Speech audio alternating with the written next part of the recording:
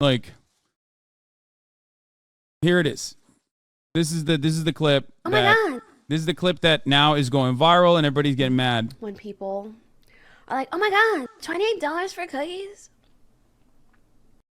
The big mistake here is that she thought that she could be a woman online and then also come across as not super serious in this very important moment.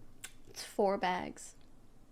That's $7 a bag. I know math is hard when you're an idiot, but like if you're a broke boy, just say so. Anyway, when people like,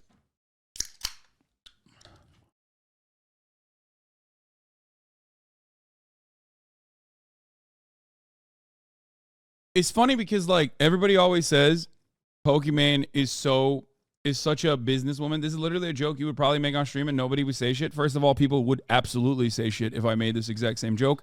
And I have. And they do. The difference is, if this is a joke that Charlie made, nobody would say shit.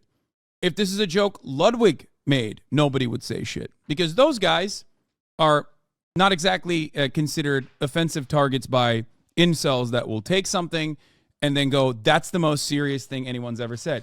It's a joke that XQC gets away with on a daily basis. But again, people in his audience, they look at that. People in his audience will look at that and go, well, that's my favorite streamer. I like him. I know him. I know his background. I know where he's coming from. Okay? That's the difference. Hasan printed shirt, $60. The comments have been made before. Exactly. people are like, oh my god, $28 for cookies? Problem is, 4 bags. Knives are out. That's $7 a bag. I know math is hard when you're an idiot, but like if you're a broke boy, just say so. So yeah, it came from, if it was G Fuel, nobody would say shit. No, here's what happens, okay? Here's what happens. They came after like the original cookie. They were like, oh, dude, you just like slapped on a sticker into an OG cookie that like came out apparently.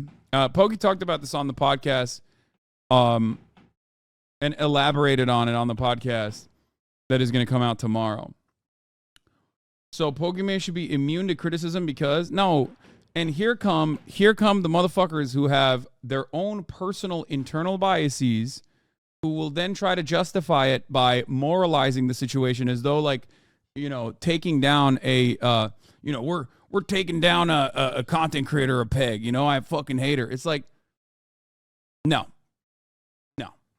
My bias is very clear. I defend Mr. Beast regularly, and I defend other content creators regularly when I feel as though their standard is above or below what I expect from online content creators.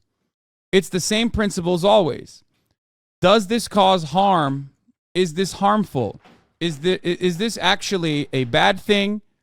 Is what we're looking at a bad thing? Is it a fine thing? Is it a normal thing? Is it an industry average? Is it an industry standard? Okay? That's it.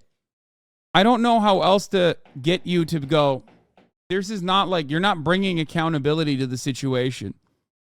I know you think you are because that's how people online operate, where they're like, oh, I'm actually doing accountability, which is ironically, you know who else used to do that all the time? The motherfucking SJWs in 2016. Okay, in 2014, 2016, all those people that you hated, or maybe you were too young to participate on that, the accountability narratives during Gamergate and onwards have completely been repackaged. It was all the Gamergate Andes were doing ethics in video game journalism. They were doing accountability.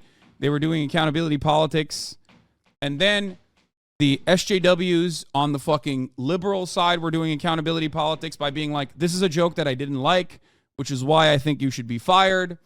And then now it is swapped back into tone policing on the other side. Now you got people who are just like, what are we doing? What's with the banging noise? This is my mom. She's putting up a poster on the wall. So Pokimane should be immune to criticism. No, I don't think she should be immune to criticism at all. People are rightfully attacking her for A, dropshipping, which you criticize everyone else for, and B, being incredibly rude to people for being broke because they criticize pricing. I don't think you understand what dropshipping is if you think this is dropshipping. Like, that's not how that works.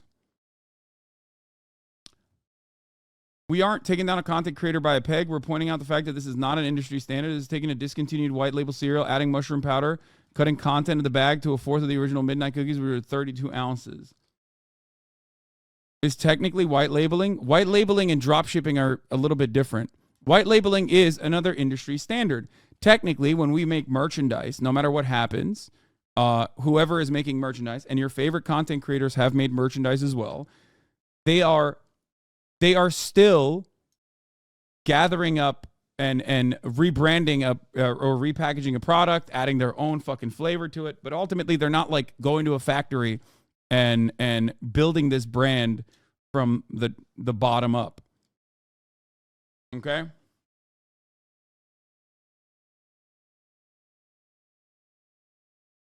That's it.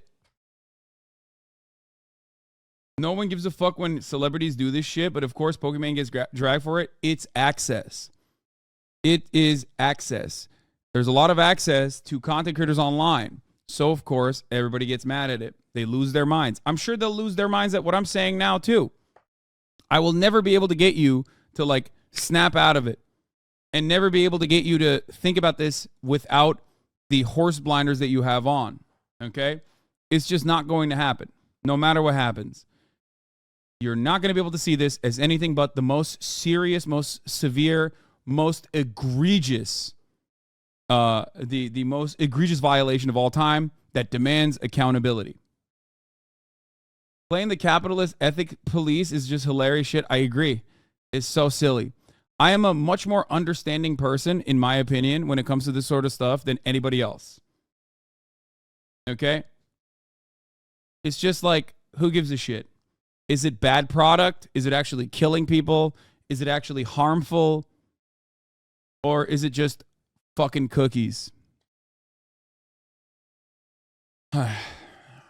Also, she quite literally had them change the ingredients and formula. It's just existing product as a baseline. It's getting mad at literally anyone who makes a 6-ounce black shirt because someone else did it. Yes.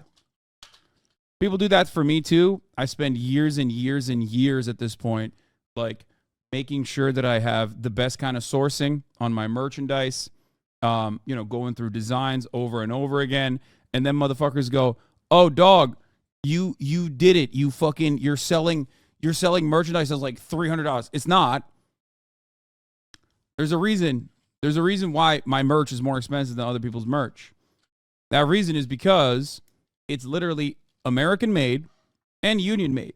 Okay? It's really difficult to fucking source that shit. It's really difficult, and half the time, the garment manufacturers don't have enough inventory to meet the demands. Okay? It don't matter. I get yelled at for this all the fucking time. Literally all the time. Socialism, by the way. Socialism, by the way. Socialist, but selling t-shirts, by the way. Is that because, am I getting yelled at because there's like a genuine ethical conundrum there? No. I'm getting yelled at because of who I am. And the vibes that I put out. And how those vibes are received. In the same situation, she's getting yelled at by people who are like, oh, you made a cookie. First, we were upset that you like repackaged it. Or we were saying like, oh, you just like slapped on a new sticker on a